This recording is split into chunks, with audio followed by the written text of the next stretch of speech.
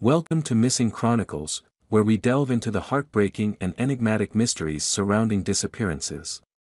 Here, we will immerse ourselves in the world of unsolved cases, thrilling search efforts, and intricate journeys. The goal of this channel is to spread awareness, foster community connections, and provide support to the families and loved ones of the missing. Join me as we embark on a suspenseful journey, hoping to uncover the truth behind these missing chronicles. Help us sustain and grow Missing Chronicles by becoming a patron on Patreon. Your contribution ensures that we can continue our investigations, share compelling stories, and work towards a world where no one is forgotten. Join us in making a lasting impact today. Unraveling the Enigma, Mysterious Vanishings of Hunters. In the United States of America, there are approximately 37 million people holding hunting licenses, which accounts for roughly 11% of the entire population. These individuals possess extensive experience in the outdoors and are familiar with their preferred hunting locations. The disappearance of one of these seasoned hunters without a trace raises significant concerns. Extensive search efforts, involving sensitive thermal imaging equipment, highly trained search dog teams, and thousands of volunteers, are organized to find the missing person. However, when these efforts fail to produce any clue or trace of the individual, it becomes even more perplexing. Let's now delve into the first disappearance. Emerson Cobber, also known as Red by his friends, embarked on a turkey hunting trip with his brother-in-law, Ralph, in the mountains of Robertsdale, Pennsylvania. They found themselves on a field adjacent to an old logging road on Broad Top Mountain around 2 p.m. that afternoon. To cover more ground and increase their chances of finding game, the men decided to split up and take different routes through the thick woods. They planned to reunite at Rick's truck later in the day. As dusk approached, Ralph emerged from the woods alone, initially assuming that Red was simply taking more time. However, as darkness enveloped the area, Ralph grew increasingly worried. Fearing that Red may have gotten lost. In an attempt to help Red locate him, Ralph fired 6 rounds from his gun. But despite the echoes subsiding, an eerie silence prevailed. Distressed, Ralph left to seek help, but by the time authorities were notified, it was already too dark to commence the search operation. Instead, they dedicated their time to organizing search parties and coordinating the plan. It is worth mentioning a brief excerpt from a publication called Public Opinion. For almost 2 weeks, more than 1,800 people searched a 12-square-mile wooded area for Red. Volunteers traversed rugged terrain arm in arm, while various search dog teams and even scuba divers were deployed. A neighboring Letterkenny Army depot provided a helicopter equipped with heat-seeking technology. Despite these extensive efforts, the search yielded no results, leaving the search and rescue teams bewildered.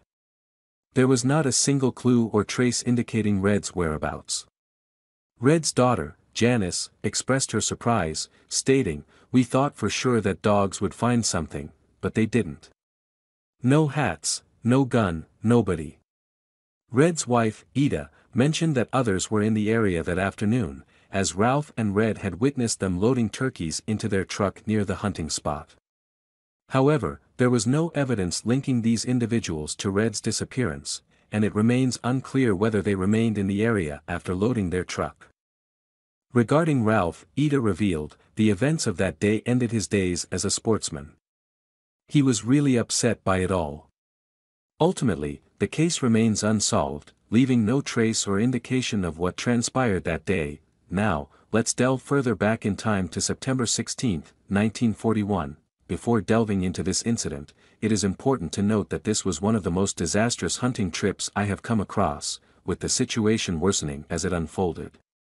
Luke Kuykendall, a 65-year-old man with limited mobility due to a heart condition, embarked on a hunting trip with his good friends, Earl and Vetter.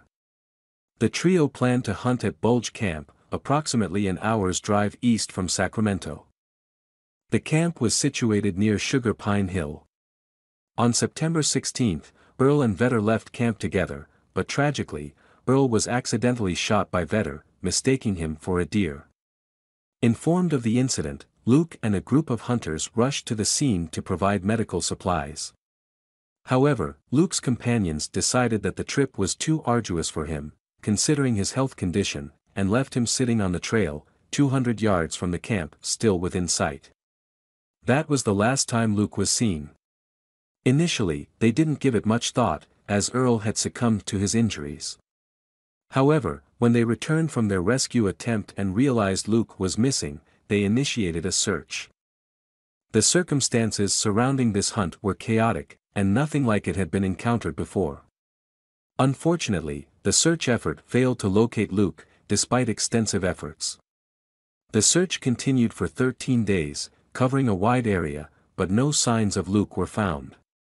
The searchers expressed their confusion, as it seemed Luke had vanished without a trace, leaving the rangers, volunteers, and his family bewildered. The question lingers: what happened to Luke, and where did he go? Now, let's explore another case involving Lee Peltier. Lee Peltier, an experienced outdoorsman and avid hiker, disappeared under mysterious circumstances.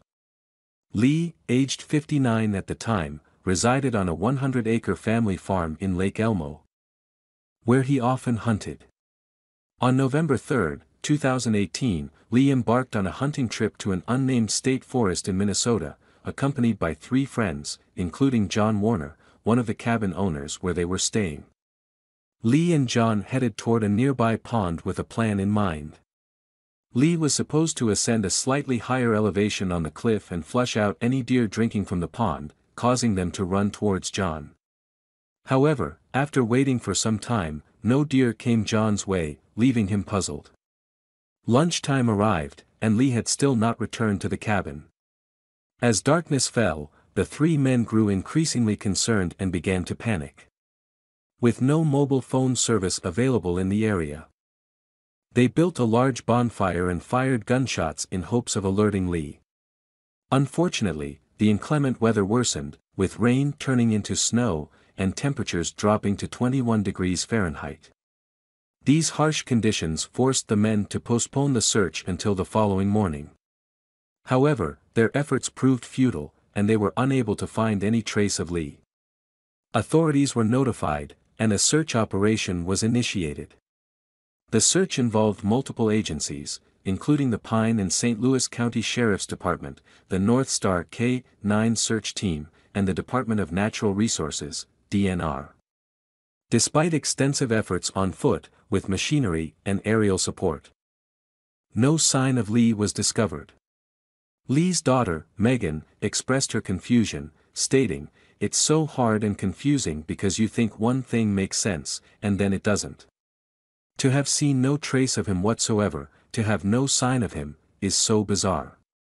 He's been hunting all his life, he grew up on a farm, he loved the outdoors. He would have known to fire his gun if he were in trouble.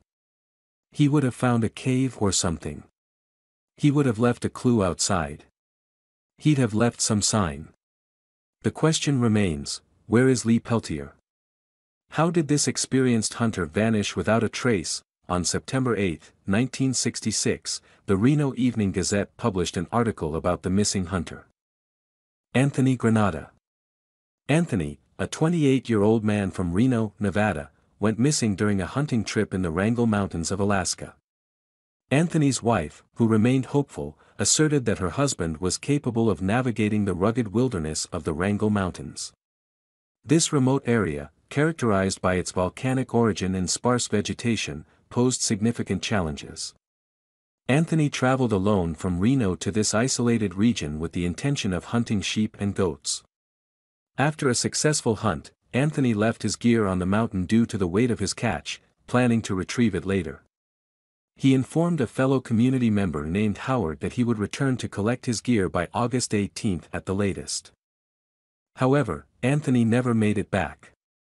Concerned, Howard alerted the authorities, initiating a search effort.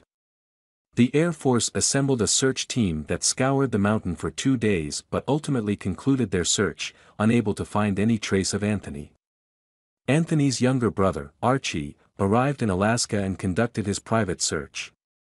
During his search, Archie and his guide discovered camping gear, a diary belonging to Anthony, footprints from Reno establishments, and shell casings.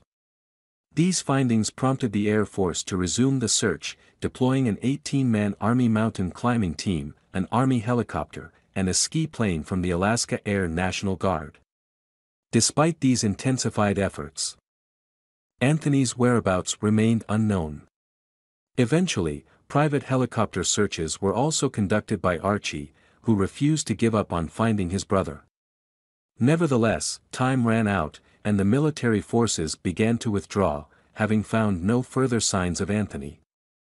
The case of Anthony Granata remains a true mystery. On June 13, 1970, the Fairbanks Daily News Miner reported that a prospector had discovered what appeared to be the remains of Anthony Granata, along with his camping gear and diary, near a decomposed body.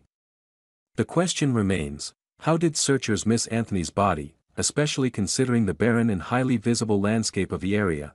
I would like to express my gratitude to all of you who subscribe to the channel. Share these videos, and show support. Thank you also to my patrons on Patreon. Your support means a lot to me. I hope you enjoyed this video, and if you did, please remember to like and subscribe. Have a great day or evening, and stay safe. Thank you for watching Missing Chronicles. We have explored captivating stories and searched for answers behind the vanished. Don't forget to hit the subscribe button to stay updated with our latest videos.